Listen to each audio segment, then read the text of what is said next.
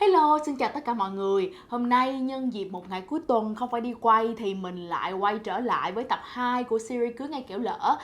Như mọi người đã biết, khi mà mình về Việt Nam làm đám cưới thì mình có làm 2 ngày. Một ngày là giống như là lễ gia tiên, là kiểu giống như lễ cưới truyền thống Việt Nam, và ngày thứ hai là mình làm kiểu giống như là Western ceremony và reception, kiểu giống như lễ cưới kiểu Tây và tiệc tối.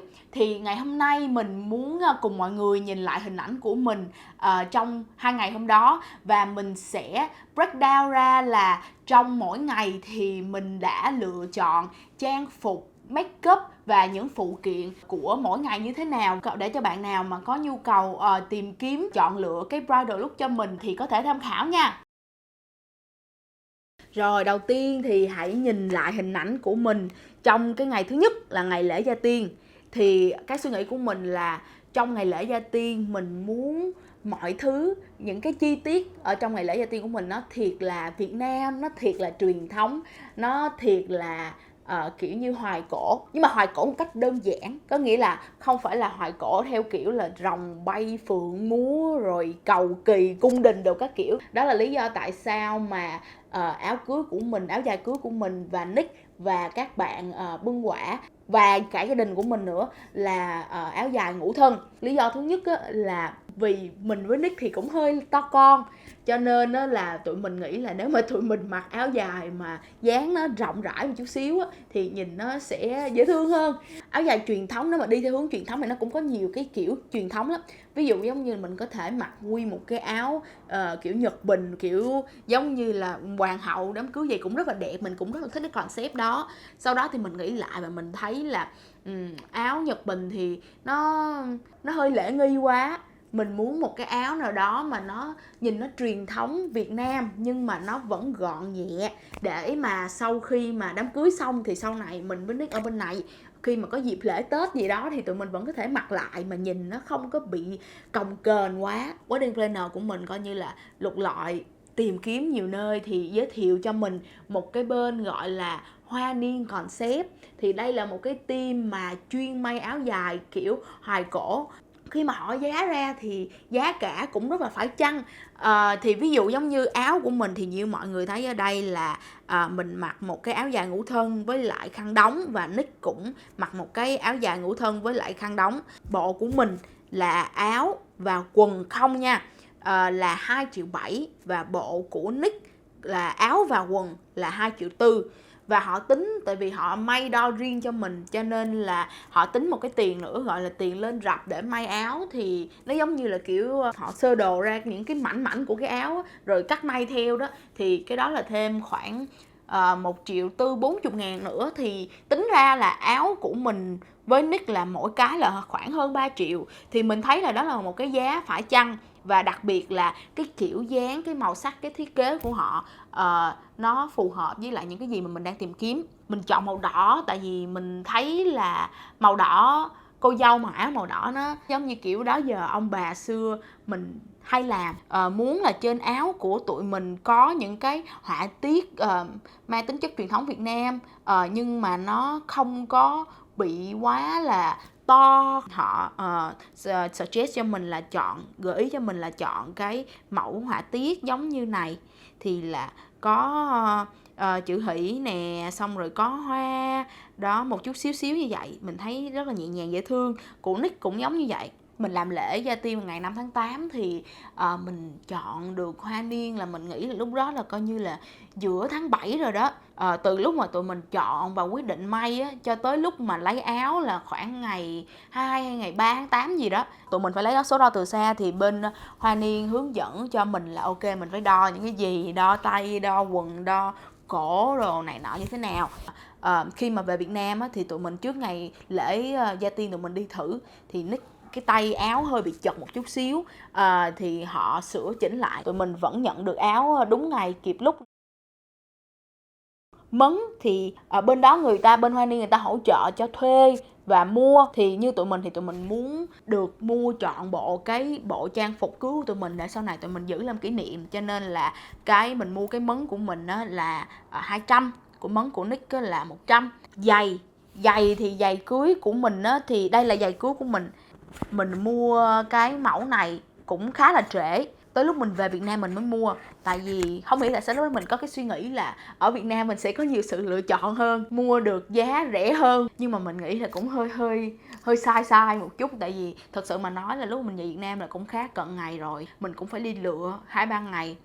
Thứ nhất là mình không có muốn lựa cái mẫu giày cưới mà nó quá cao, và thứ hai là cái gót nó quá nhọn, và thứ ba là kiểu mình cũng cần một cái mẫu giày cưới mà nó không phải là quá rườm rà nhưng mà nó đặc biệt, có nghĩa là nó nổi bật một chút xíu, đủ để mà là giày cưới chứ không phải là một cái đôi giày đẹp bình thường để mà mình đi mặc váy bình thường. Nhưng mà cuối cùng là mình tìm được cái đôi này ở Takashimaya của cái thương hiệu Everbest, và cái mẫu này là mình mua giá là 2.250.000. Lúc đầu khi mình nhìn cái đôi giày ở trên cái kệ đó thì mình không có quá thích nó, nhưng mà khi mình mang nó vào chân á thì nó lại rất là dễ chịu, và nó có, nói chung là nó cũng có hơi kim sa hộc lụ chút xíu. Và khi mà nhìn vào gương á thì thấy cái chân của mình trong cái đôi giày đó nó rất là thon gọn, và nó cái sự kim sa hộc lụ vừa phải đó nó cũng làm cho cái đôi giày của mình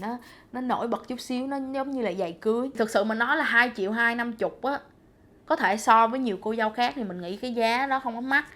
Nhưng mà thực sự với mình á, thì lúc đó mình nghĩ là hơi mắc. Có nghĩa là mình nghĩ là cái đôi giày đó, nếu mà cái giá đó thì nếu mà mình lựa mua ở bên Mỹ á, thì cũng sẽ chắc là có nhiều mẫu lựa chọn hơn. Tuy nhiên thì mình thấy khi mang vào đôi giày mình thấy ưng ý, cho nên là mình quyết định mua. Bạn nào đang ở nước ngoài á, thì mình nghĩ là không nên quá chủ quan để mà về Việt Nam tìm giày giống như mình, thì hơi trễ, hơi risky. Nhưng mà thật sự mà nói thì cuối cùng là mình cũng rất là hài lòng với lại cái đôi giày này. Đó, thì mình mang đôi giày này cho cả 2 ngày luôn, là ngày lễ Gia Tiên và ngày lễ cưới của mình.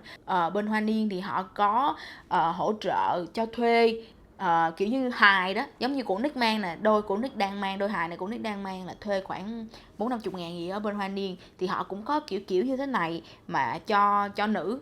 Thì nhưng mà mình mang vào nó hơi thô, tại vì cái áo với phơm nó đã rộng rồi, kiểu mình còn hơi tròn tròn rồi còn hơi lùng lùng nữa, thành ra là kiểu mang vô cái thấy người nó hơi cục mịch. Thành ra là cuối cùng mình quyết định là mình mang cái đôi giày cao gót của mình.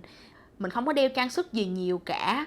Mình có đeo một cái, không có đeo bông tai, nhưng mà mình có đeo một cái kiềng vàng. Cái này mình cũng mua bên Hoa Niên luôn. Hoa Niên họ có kiềng vàng hoặc là kiềng bạc, họ cho thuê hoặc là họ bán. Thì mình muốn mua toàn bộ những cái gì mình mặc luôn. Nếu mà mọi người để ý kỹ trên cái áo của mình á, là nó viền màu vàng, thành ra là mình nghĩ là kiềng vàng sẽ hợp hơn. Thì mình mua cái kiềng vàng này là giá, nó là kiềng mạ vàng chứ nó không phải là kiềng vàng thiệt. Mình thực sự không có nhu cầu mang trang sức thiệt, thành ra là cái giá kiềng vàng này 400 chỉ giống như là một cái phụ kiện để mặc quần áo thôi. Mình thấy nó rất là phải chăng, rất là phù hợp với những cái mà mình muốn. Thì mình rất là hài lòng với lại cái chỗ Hoa Niên này. Mình recommend mọi người. Gia đình của mình á còn thuê áo của bên Hoa Niên, mẹ mình, em mình, mấy dì của mình và ông nội của mình cũng mặc áo thuê của bên Hoa Niên này. Các cái hoa chủ đạo ở trong cái ngày lễ Gia Tiên của mình là hoa sen. Thì cái bó hoa sen này của mình thì mình có nói với lại bên wedding planner với lại bên trang trí của mình á, là bên làm hoa luôn á, là mình muốn cái gì đó nó thiệt là đơn giản á, thiệt là chân phương. Cái hoa cầm tay đi này là giá 1 triệu.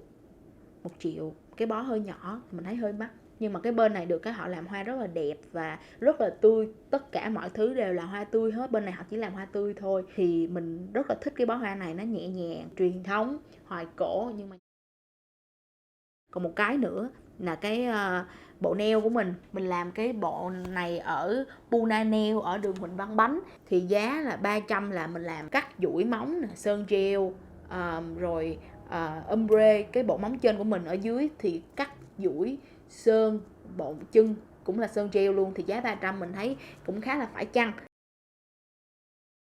Ngày hôm đó thì mình làm tóc, tại vì mình đội mấn á mọi người, thành ra là tóc của mình thì phải là updo, có nghĩa là phải bới lên. Thì mình thật sự mà nói là khi mà nghĩ tới chuyện là phải bới tóc á, thì là mình hơi ngần ngại một chút, tại vì cái mặt của mình rất là bự.